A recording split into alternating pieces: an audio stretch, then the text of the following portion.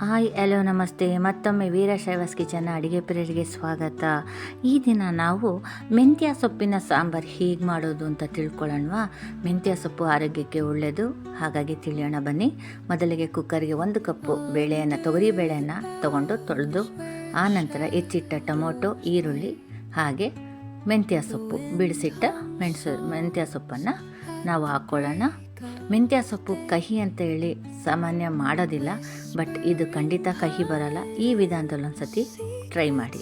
ಈಗ ಇದಕ್ಕೆ ಖಾರದ ಪುಡಿ ಹಾಕಿದ್ದೀನಿ. ನನಗೆ ಖಾರ 2 ಸ್ಪೂನಷ್ಟು ಬೇಕು, ಹಾಗಾಗಿ ಹಾಕಿದ್ದೀನಿ. ನಿಮಗೆ ಎಷ್ಟು ಖಾರದ ಪುಡಿ ಬೇಕು ನಿಮ್ಮ ಕ್ವಾಂಟಿಟಿಗೆ ತಕ್ಕ ಹಾಗೆ ಹಾಕ್ಕೊಳ್ಳಿ.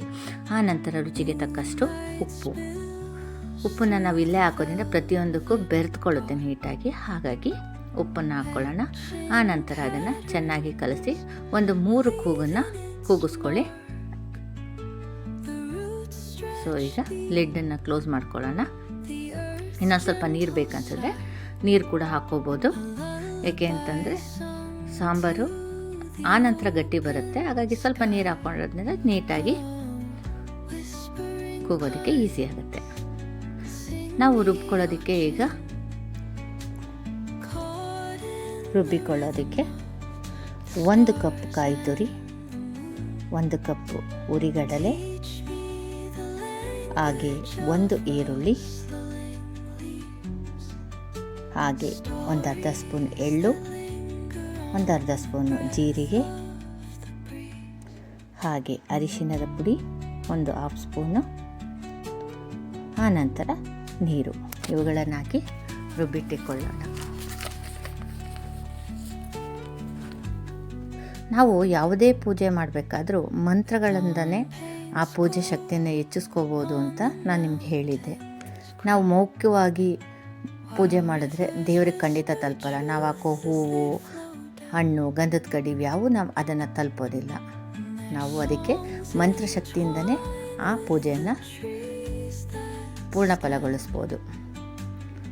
ಸೊ ಈಗ ಪಾತ್ರೆಯಲ್ಲಿ ನಾವು ಬೇಯಿಸಿಟ್ಟಂಥ ಮೆಂತ್ಯ ಬೇಳೆಯನ್ನು ಹಾಕ್ಕೊಂಡು ನಾವು ರುಬ್ಬಿರತಕ್ಕಂಥ ಮಸಾಲೆಯನ್ನು ಅಲ್ಲಿಗೆ ಹಾಕ್ಕೊಂಡು ಚೆನ್ನಾಗಿ ಕುದಿಸ್ಬೇಕಾಗತ್ತೆ. ನಾನು ಆಗಲೇ ಪೂಜೆ ಬಗ್ಗೆ ಹೇಳ್ತಾ ಇದ್ದೆ. ನಾವು ಪ್ರತಿ ಮಂತ್ರದಲ್ಲೂ ಒಂದೊಂದು ರೀತಿಯಾದ ಅರ್ಥ ಇರುತ್ತೆ. ದೇವರನ್ನು ಸೇರೋದಕ್ಕೆ, ದೇವರ ಹತ್ರ ನಮ್ಮ ಮನಸ್ಥಿತಿಯನ್ನು ಹೇಳ್ಕೊಳ್ಳೋದಕ್ಕೆ ಇದೊಂದು ಮಾರ್ಗ ಅಂತ.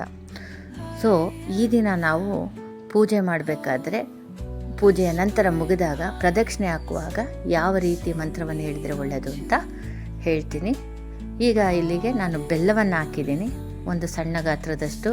ಸಾಮಾನ್ಯ ನಮ್ಮೆಲ್ಲ ಅಡುಗೆನಲ್ಲೂ ಬೆಲ್ಲ ಇರಲೇಬೇಕು. ಈಗ ಅದಕ್ಕೆ ಬೇಕಾಗೋ ಒಗ್ಗರಣೆ, ಎಣ್ಣೆ ಅಥವಾ ತುಪ್ಪ ಏನನ್ನಾರು ಬಳಸಿ, ಬೆಳ್ಳುಳ್ಳಿ, ಸಾಸುವೆ, ಹಾಗೆ ಒಣಮೆಣಸಿಕಾಯಿ, ಕರಿಬೇವಿನ ಸೊಪ್ಪು ಇದನ್ನು ಹಾಕಿ ಶಿಫ್ಟ್ ಮಾಡ್ಕೊಳ್ಳಿ. ಆ ಮಂತ್ರ ಯಾವುದು ಅಂದರೆ, ಯಾನಿ ಕಾನಿ ಚ ಪಾಪಾನಿ ಜನ್ಮಾಂತರ ಕೃತಾನಿ ಚ ತಾನಿ ತಾನಿ ಪ್ರಣಶ್ಯಂತಿ ಪ್ರದಕ್ಷಿಣಾ ಪದೇ ಪದೇ. ಈ ಮಂತ್ರವನ್ನು ಒಂದು 5ರಿಂದ 9 ಸತಿ ಎಷ್ಟು ಸುತ್ತುತ್ತೀರೋ ಅಷ್ಟು ಸುತ್ತನ್ನು ಈ ಮಂತ್ರವನ್ನು ಹೇಳ್ತಾ ಇದ್ದರೆ ತುಂಬ ಒಳ್ಳೆಯದಾಗತ್ತೆ. ಈಗ ಮೇಲೆ ಕೊತ್ತಂಬರಿ ಸೊಪ್ಪನ್ನು ಹಾಕಿದ್ದೀನಿ, ಬೇಕಾದ್ರೆ ಹಸಿ ಕರಿಬೇವಿನ ಸೊಪ್ಪನ್ನು ಕೂಡ ಹಾಕ್ಕೊಳ್ಳಿ, ತುಂಬ ಚೆನ್ನಾಗಿರುತ್ತೆ. ಸೊ ಈಗ ಸಾಂಬಾರು ರೆಡಿಯಾಗಿದೆ. ಯಾರೆಲ್ಲ ಇನ್ನೂ ಈ ಸಾಂಬಾರನ್ನು ರೆಡಿ ಮಾಡಿಲ್ಲ, ಈ ಸತಿ ಟ್ರೈ ಮಾಡಿದ ಮೇಲೆ ಹೇಗಿತ್ತು ಅಂತ ಕಮೆಂಟ್ ಬಾಕ್ಸಲ್ಲಿ ಹಾಕಿ. ಇದನ್ನು ನಾವು ರೈಸ್ ಜೊತೆನಾರು ತಿನ್ಬೋದು ಅಥವಾ ಮುದ್ದೆ ಜೊತೆನಲ್ಲಾರು ತಿನ್ಬೋದು. ಹಾಗೆ ಅಲಸಂದೆ ಕಾಳಿನ ಸೊಪ್ಪಿನ ಪಲ್ಯ ಮಾಡಿದ್ದೀನಿ. ಇದನ್ನು ಕೂಡ ಹೇಗೆ ಮಾಡೋದು ಅಂತ ನನ್ನ ವಿಡಿಯೋದಲ್ಲಿ ಹಾಕಿದ್ದೀನಿ, ದಯವಿಟ್ಟು ಅಲ್ಲೋಗಿ ನೋಡಿ. ಇನ್ನೂ ಯಾರೆಲ್ಲ ನನ್ನ ಚಾನಲ್ನ ಸಬ್ಸ್ಕ್ರೈಬ್ ಮಾಡ್ಕೊಂಡಿಲ್ಲ, ಪ್ಲೀಸ್ ಸಬ್ಸ್ಕ್ರೈಬ್ ಮಾಡ್ಕೊಳ್ಳಿ. ನಿಮ್ಮ ಪ್ರೀತಿ ವಿಶ್ವಾಸದೊಂದಿಗೆ ವೀರಶೈವಸ್ ಕಿಚನ್ ಕಡೆಯಿಂದ ತುಂಬ ಹೃದಯದ ಧನ್ಯವಾದಗಳು.